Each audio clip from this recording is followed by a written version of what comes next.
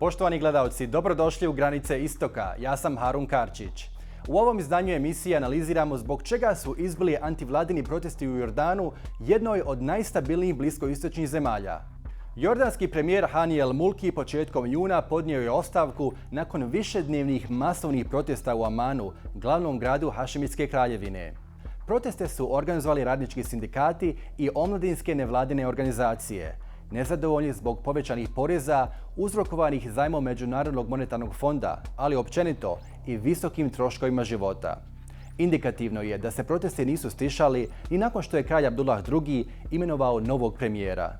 Zbog čega su Jordanci nezadovoljni i kakve reforme žele, analiziramo u nastavku naše emisije. Prije toga, pogledajmo uvodni prilog o posljednjim dešavanjima u toj državi. Jordanski premijer Hadi Abdalhadi je podnio ostavku nakon sastanka sa kraljem Abdullahom početkom juna. Ostavka je uslijedila zbog njegove ekonomske politike koja je izazvala najmasovnije proteste u Jordanu u posljednjih nekoliko godina. Hiljade Jordanaca protestovalo je protiv rasta cijena i povećanja poreza u okviru reformi na koje se vlada obavezala sporazumom sa Međunarodnim monetarnim fondom. Gnjev većine Jordanaca zbog vladine politike narastao je nakon drastičnog povećanja poreza početkom ove godine i ukidanja subvencija za hljeb. Jordanska vlada je povećanim porezima popunjavala praznine u budžetskom deficitu. Sindikati koji predstavljaju stotine hiljada zaposlenih u javnom i privatnom sektoru bili su među glavnim organizatorima tih protesta. Odmah nakon smjene premijera Al-Mulkija, kralj Abdullah II je zatražio od Omara Al-Razaza da formira novu vladu. Al-Razaz, bivši ekonomist Svjetske banke, prethodno je obavljao dužnost ministra obrazovanja. Obećao je da će povući nacrt zakona o povećanju poreza i mjerama štednje. Međutim, nije pojasnio kako namjerava popuniti praznine u budžetu niti finansirati ogroman dug MMF-u.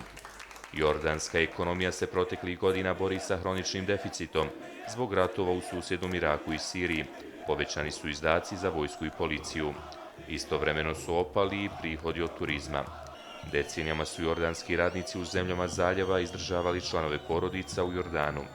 Međutim, proteklih godina zbog pada cijena nafte sve manje poslovnih mogućnosti u zaljevu. Fiskalne konsolidacije koje je nametnuo MMF pogoršale su stanje siromašnijih Jordanaca i pritisnuo srednju klasu. Aman, glavni grad Jordana, među najskupljim je gradovima na Bliskom istoku. Upravo zbog toga stanovnici i štrajkuju. Nezadovoljstvo je počelo u januaru nakon što je vlada uvela poskupljenja od 50 do 100% na više od 100 životnih potrepština. Vlada je predložila i povećanje poreza na prihode u iznosu od 5% za fizičke subjekte, između 20 i 40% za pravne. Povećana je i cijena nafte za 5%, a struje za 19%. Ukinuta je i višedecenijska subvencija hljeba, koja je osiguravala društveni mir. Sve su to zahtjevi Međunarodnog monetarnog fonda, koji je 2016. godine Jordanu pozajmio $723 milijuna.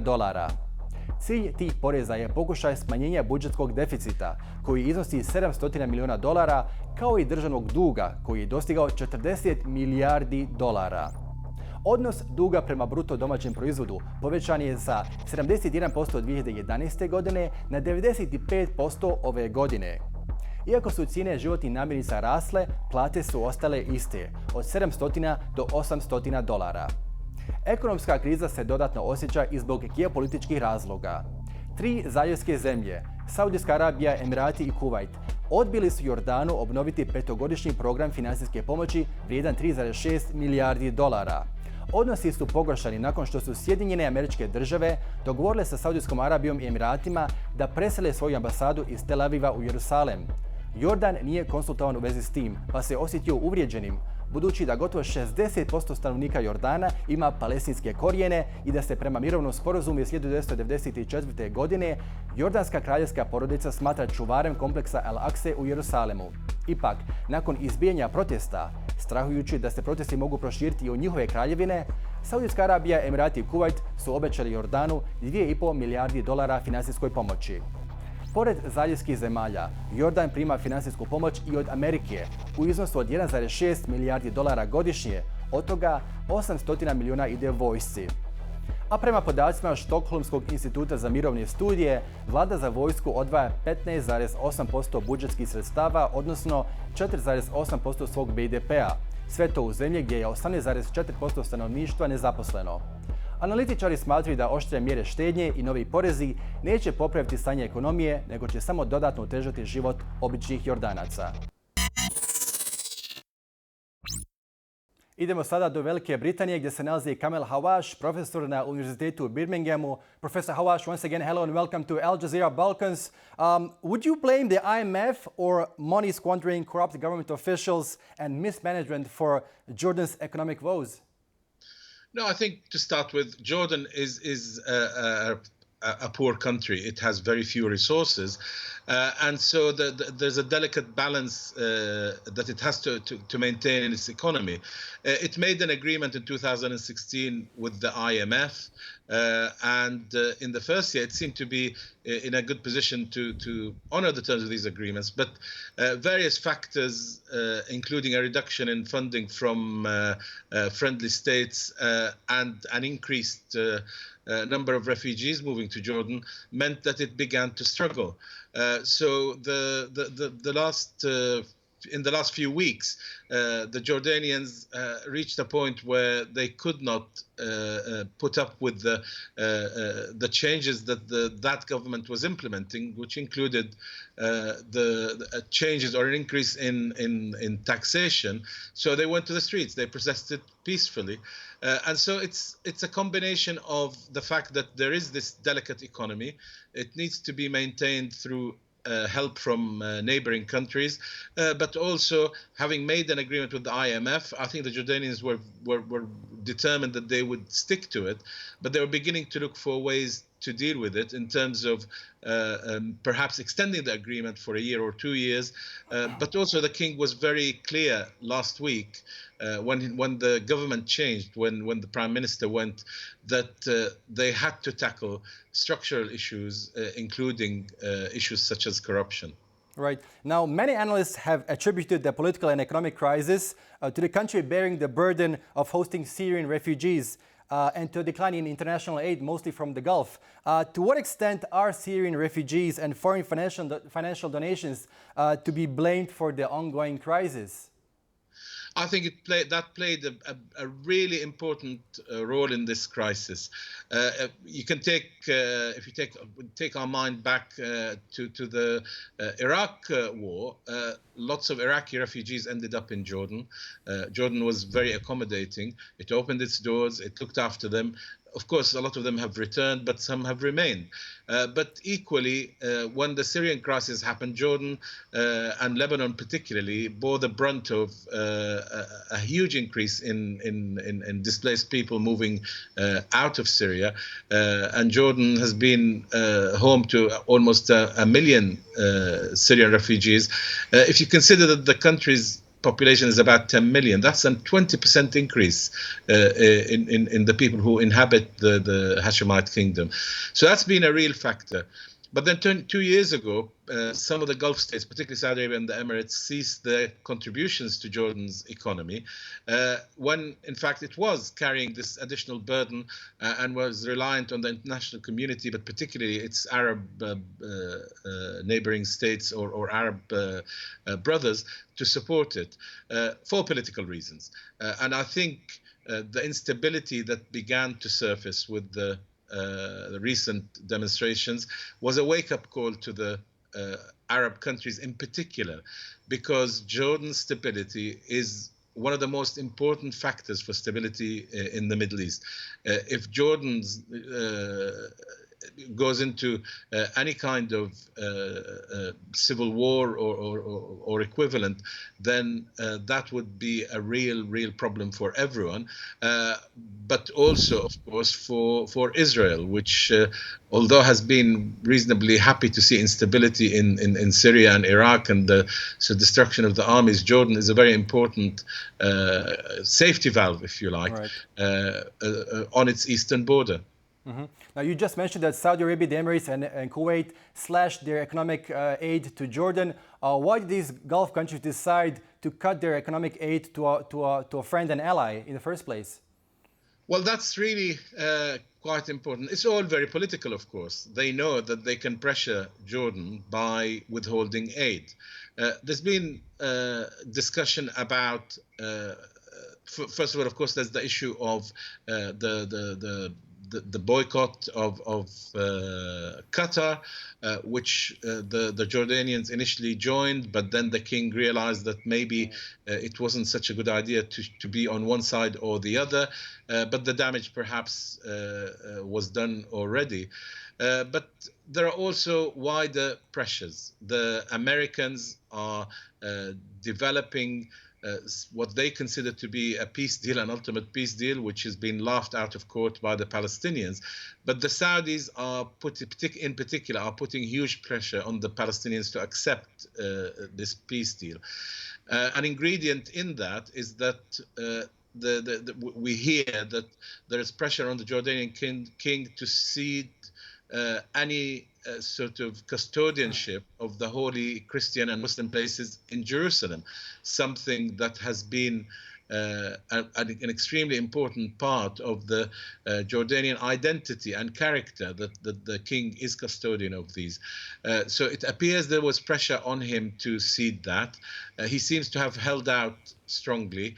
The protests that came out were very peaceful. They included, of course, the middle class, which perhaps doesn't normally come out in such big numbers in these protests, because they felt this was a real attack on Jordan and their identity. So these were some of the pressures that were being placed on Jordan, not a very rich country, in fact a poor country, but one that they both want to maintain the stability in the region through its own stability, but also to try and extract for money, basically, concessions from Jordan, in fact, to end the custodianship that the Hashemite kingdom has had on Jerusalem. So I think these were some of the factors that were at play, but they clearly realized over the last week or so that things could get out of hand. And it seems that common sense has prevailed, and a meeting was held in Mecca to deal with this. How would you describe Jordan's relations with Turkey, Iran and Qatar? And do you see the possibility of a stronger alliance emerging between these three countries? I think Jordan traditionally has been very careful to have very good relations with all countries. You don't, in the news, if you go Google Jordan and any crises with other countries, you'll find that it seems the only country that it has had crises with in recent years has been Israel, because of its attempts to change the status quo in Jerusalem. So it does try to maintain a very, if you like, even-handed approach to all these countries, and a sensitive approach to all these countries. And it's important that is maintained. Whether it will align itself with one side or the other, I think that wouldn't be traditionally in Jordan's character. But perhaps until last night, when this quartet meeting took place, there may have been a greater chance of it aligning itself with Turkey and Qatar and Iran. Perhaps this morning the king is waking up thinking that he can return to that position of having good relations with all neighboring countries. Right, Professor Hawwash, thank you so much for joining us. It was a pleasure having you on Al Jazeera Balkans. Thank you very much indeed for having me. Poštovani gledalci, bio je to Kamal Hawwash, profesor sa Univerziteta u Birminghamu. Hašemitska kraljevina Jordan je ustavna monarhija sa relativno malo prirodnih resursa.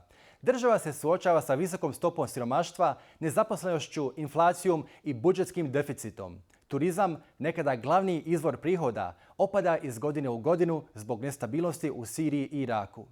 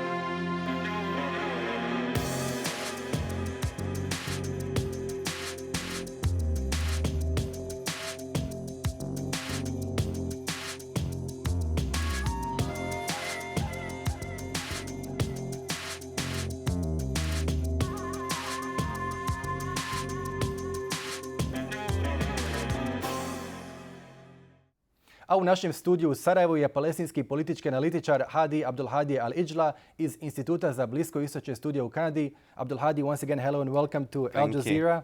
And now, a significant proportion of Jordan's population are Palestinian refugees. In addition to that, there's a large number of Syrian refugees.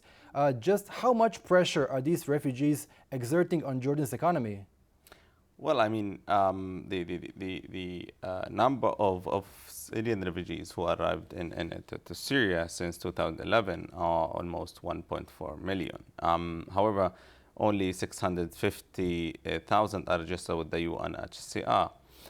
To start with the question about Palestinian refugees in Jordan, I mean, there's no officially recognized Palestinian refugees in Jordan. They are citizens of Jordan. As you know, more than 70% of the Jordan population are Palestinians. And they work, they can scribe in the military as well as they can work in all forms. With the except of very, very marginal Palestinians from Gaza who live in Jordan. The question of how much pressure they are making, there's a huge pressure on the Jordanian economy, in the Jordanian society, in the Jordanian labor market as well. To just be more precise, since 2011 until 2015, the GDP growth in Jordan have sharply declined to just less than 2%,